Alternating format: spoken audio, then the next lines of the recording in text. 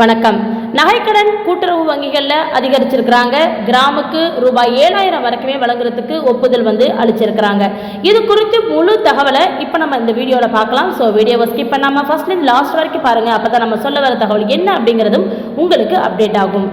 தேசிய அளவிலான வங்கிகள் மட்டுமல்லாது கூட்டுறவு வங்கிகள் மற்றும் கூட்டுறவு சொசைட்டிகளிலும் தங்க நகைக்கடன் வழங்கப்பட்டு வந்துட்டு இருக்கு.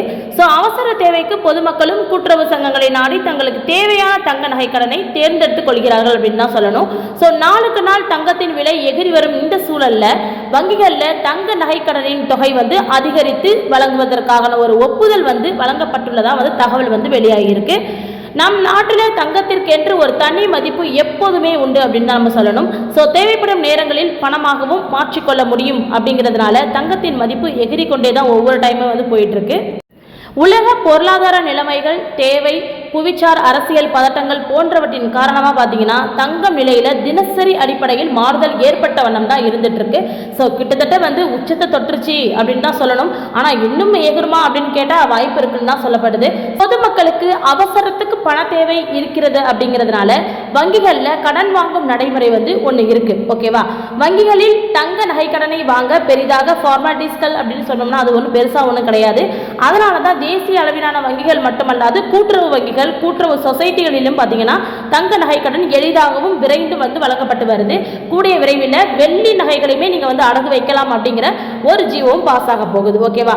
இந்த தங்க நகை அடமானம் அப்படின்னு இருக்கு இல்லையா, இது குறித்து ஒரு முக்கிய தகவல் தான் இப்ப நம்ம பார்க்க போறோம்.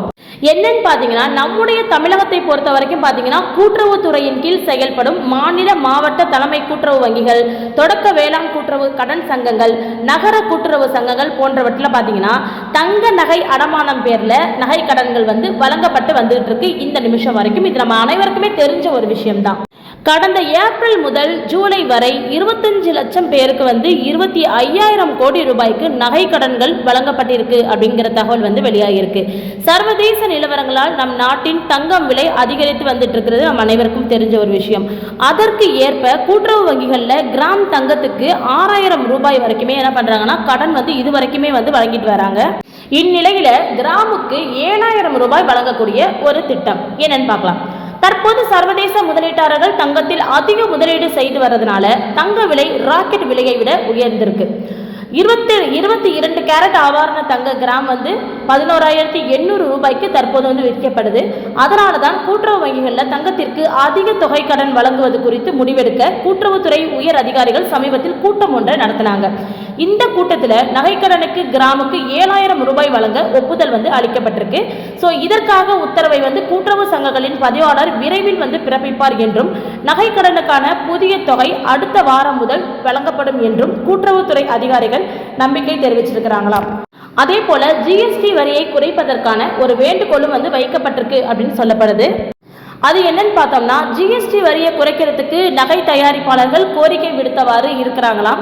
ஸோ மத்திய அரசு பண்டிகை கால சலுகையாக தங்கம் இறக்குமதிக்கு விதித்துள்ள 6% வரியை 2%ஆகவும் தங்க நகைகளுக்கு விதிக்கப்படும் 3% ஜிஎஸ்டி வரியை 1.5%ஆகவும் குறைக்கிறதுக்கு நடவடிக்கை எடுக்க வேண்டும் அப்படின்னு சொல்லிட்டு வேண்டுகோள் வைக்கப்பட்டிருக்கு.